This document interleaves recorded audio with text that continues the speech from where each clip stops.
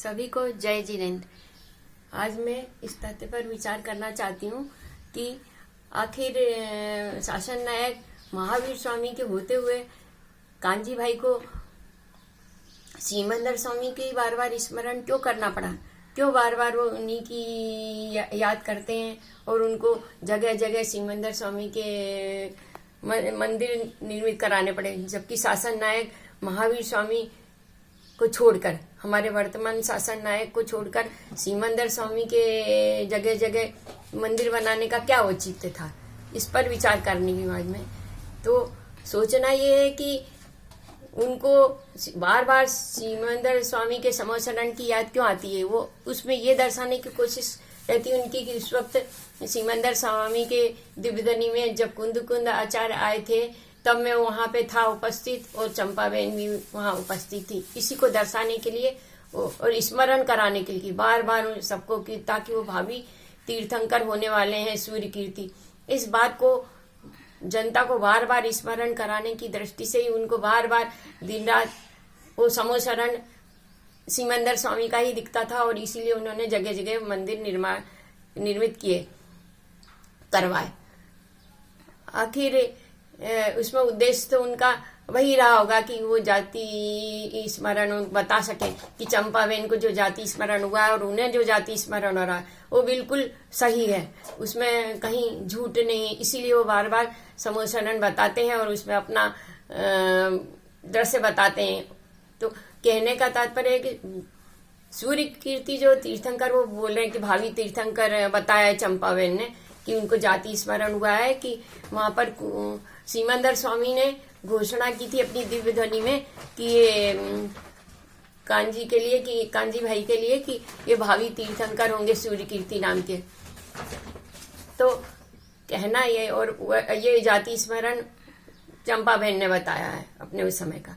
अब कहने का ये है कि पंडित नाथूराम जी जो इंदौर के पंडित हैं विद्वान, उनने पता लगा के बताया था कि घातकी खंड में जहाँ ये बता रहे कि घातकी खंड के ये भावी तीर्थंकर होंगे सूर्य कीर्ति, तो उन्होंने ये कहा नाथूराम जी ने कि घातकी खंड में भावी तीर्थंकर कोई सूर्य कीर्ति नाम के है ही नहीं। सबके नाम दिए हुए हैं शास्त्र में, भावी तीर्थंकर घातकी खंड के कहाँ कौन कौन होंगे, उसमें घातकी खंड के भावी तीर्थंकरों में कहीं सूर्य कीर्ति का नाम नहीं है। इसलिए ये कपोल कल्पना दिखती है कि बिल्कुल कपोल कल्पित बात है।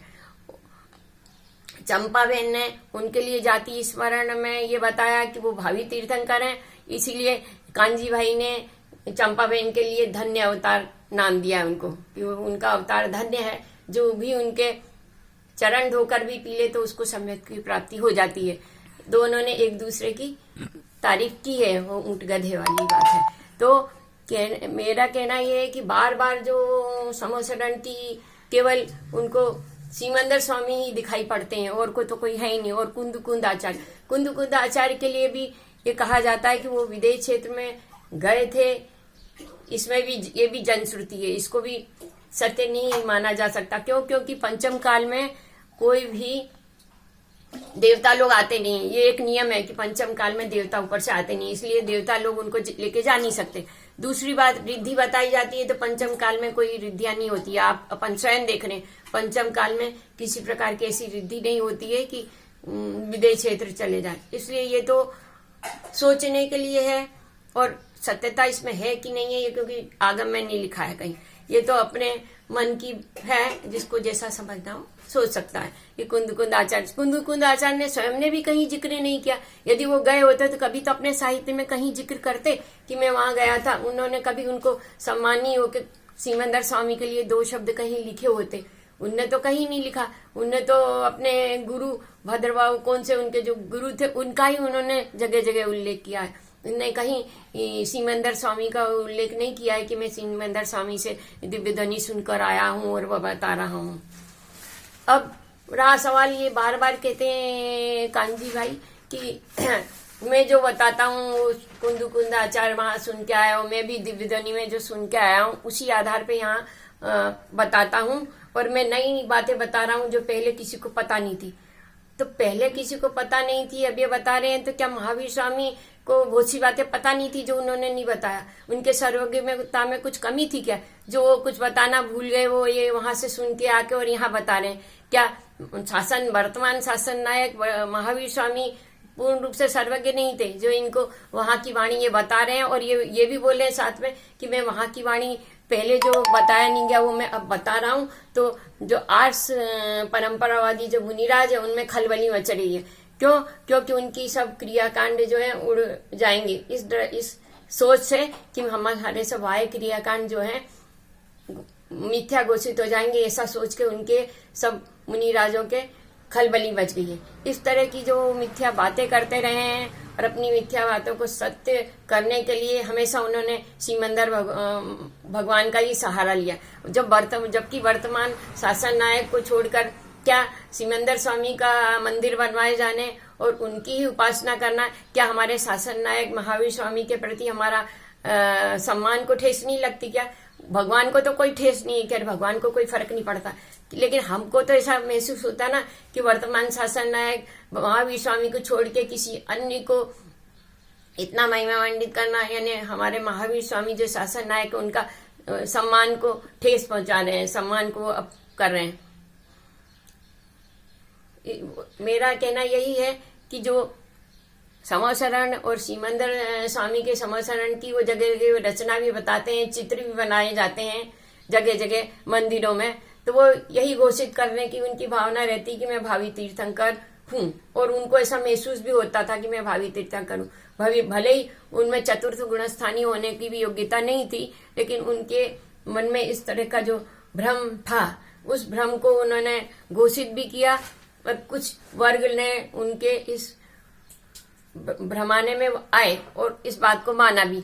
जबकि उन्होंने जो कुछ उपदेश दिया, एकांतवादी उपदेश दिया, व्यवहार नए का पूरा ही लोप कर दिया व्यवहार का, और निश्चय को पूरी तरह से मान लिया कि पहले गुणस्थान से ही निश्चय नए की बस उपयोगिता है। व्यवहार नए को पूरी तरह से लोप कर दिया, वाह्य क्रियाकांड कह दिया व्यवहार को, जबकि व्यवहार के बिना निश्चय तक पहुंचा ही नहीं जा सकता।